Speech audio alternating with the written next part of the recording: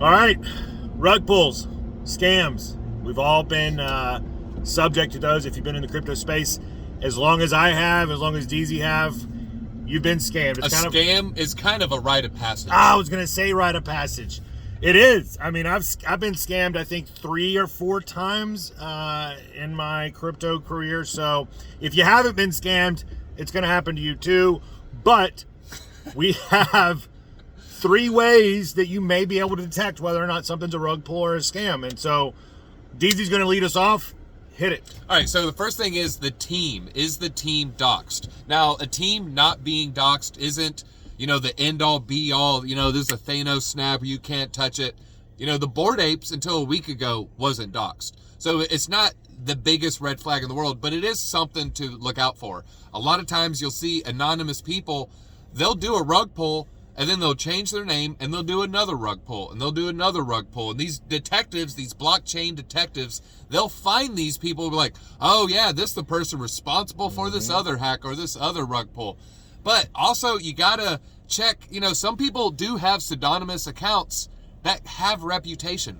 So sometimes you can check an account age. I think it's Punk, was it 5289 or 6289?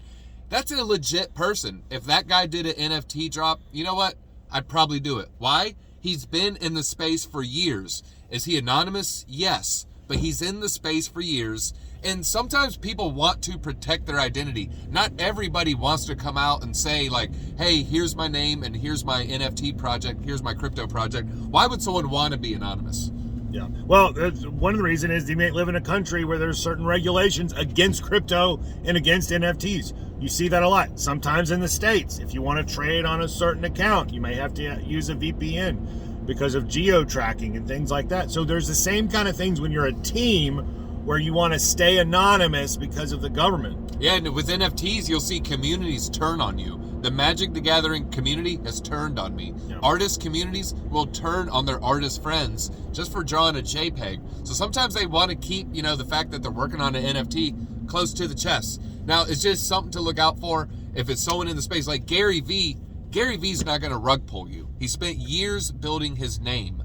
Justin Williams, Nick Valdez, aka Deezy, we're not going to rug pull you. We've been in the game for years. Our name is on the line. Our reputation's on the line. But if you see a Twitter account, it's 2 months old, it's saying their project's going to the moon, maybe that's a red flag. What else do we got? All right, so socials. Number 2, socials and community like Discord. Those are like, if you've been watching the channel and you've been watching my Twitter, I'm really big on the community around a particular project. And I always go to if somebody tells me about a project, I first go to their Twitter and then I go visit their Discord. And if it's large and active, then I sometimes say maybe it's a good opportunity. However, you can inflate those numbers on Twitter and on Discord. A lot of projects, if they're rug pulls, they'll do what we call a whitelist drop, where they will ask members of a Discord to invite 10 people and level up to level 7 in Discord in order to get a whitelist. So then what happens, if I'm just a guy that's going to go check out a project's Discord, I go in there, I see a Discord with 20,000 members, and I see the comments going crazy because everybody's trying to get to level 7 and everybody has invited 10 friends that don't even know what an NFT is. So I'm thinking, hey, this is a huge community. This is going to be a great opportunity.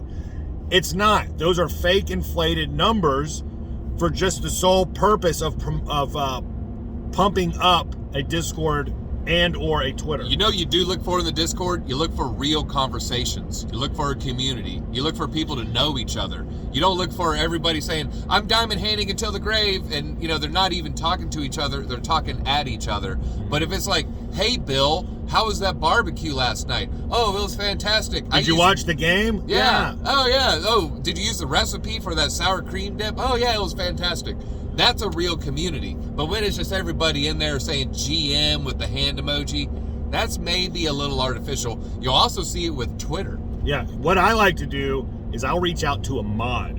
I want to find out and talk to a mod in the Discord, or I'll find out who is running the Twitter, and I'll DM them and have conversations with them if they're available, to find out what's really going on with the project and how well the community is responding and, you know, acting and stuff like that. I don't buy into a project just because they have a huge amount of Twitter followers, because those numbers, you can buy a Twitter account. You can buy some farm, a Twitter farm in India, who will pump up your Twitter with people that don't even, you know, necessarily have any interest in crypto or blockchain or NFTs. So you got to be careful. Do your research. Take some time. Take 10 minutes. Scroll through somebody's Twitter account and see when they're tweeting, what they're tweeting, if there's replies, if there's comments, if there's retweets, and then read some of those comments and retweets. Don't get caught holding the bag on a fake community. Yeah, and you'll see with Twitter, you tweet out something. My personal story, I bought a Smiles verse. I bought into the hype because Coinbase added it as a banner. I'm seeing the sales go insane. I said, oh, this might be a great project. I've seen people talk about it. You know what I did? I tweeted it out. I said, hey, Smiles verse, where's my Smiles gang at? Guess what? It was crickets. I think maybe 1 or 2 retweets, which is very, very low for, you know, someone with over 20,000 followers. And I had 2 retweets. I took that as a giant red flag. Sold my Smiles verse basically at break even. I probably could have got a little bit more. It was kind of a rarer skin. But you know what? It dropped thousands of dollars within a couple days, a few days. So you know what? I got lucky. I saw the warning signs. I jumped out of the project. People say, oh, why does someone buy a project just to jump out? Well, that was one of the reasons. I got red flags from the community. It was a time-based situation. Coinbase had just tweeted it out like 2 minutes earlier. I didn't have time for the research. I had to jump in. then. But then once I started, you know, dipping my toes in the water, that water was ice cold. You know what? I didn't jump in that pool. If I would have left, my bag would have been shriveled. You know what I'm saying? Oh, I know what you're saying. What's our third one? Third thing. My crypto bag. Not the other one. Yeah. All right. Third thing is unattainable utility. So what does that mean? If you got a project, I'm just going to throw a project name. Happy Possums. And that's a real project. Is it really? I don't know. Patient Possums. And they have this roadmap where they're building a game and a metaverse, and they're integrating, you know, Starlink satellites, and you know they're gonna things that are unattainable or that are the catchy phrase of the month.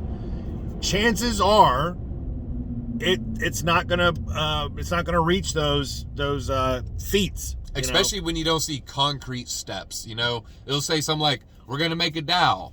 Well, what does that mean? But if it says, on this date we make a DAO, here's our governance, here's our plans, here's our projected funds, here's what we plan on doing with those funds, something like the Constitution DAO, that's a little bit different. But when you just see, we're gonna have a DAO, and then period.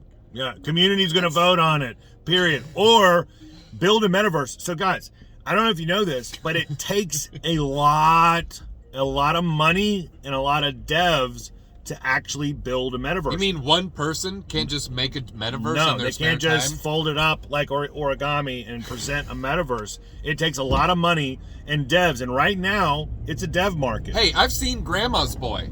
That one guy made the whole video game, right? Yeah, right. JT or something? So you're saying JT can't just build, person can't just make a metaverse? Can't just make a metaverse. Oh, man. So metaverse is the hot topic. If you go and look at a lot of these projects that end up being rug pulls, they're all building a metaverse. And so be careful about that. If somebody says they're building a metaverse, go look at the team, because they would have a massive team of well-known people and developers that are behind it. And today it's DAOs and metaverse. Next month it might be something different. A couple months ago, everybody was doing something for charity. Yeah. So, I mean, it will change. The topic du jour will change. So just keep an eye out for these unattainable utilities. Unattainable utilities. All right, that's all we got. We wanted to jump on. I've been scammed. I've been rug pulled. Deezy has too. We just want to let you guys know you're not alone. That, there are things that you can do. Take some time to do a little research and to do a little homework. It's your money. You do with what you want to do with it. Make sure you're doing the right thing with it. You worked hard for that money. I think that's all we got. We got anything else? Yeah, no, I mean, just keep an eye out for those red flags. Not that red flag, Nina, not your home country red flag. Yeah. Watch out for those red flags. Peace, everybody.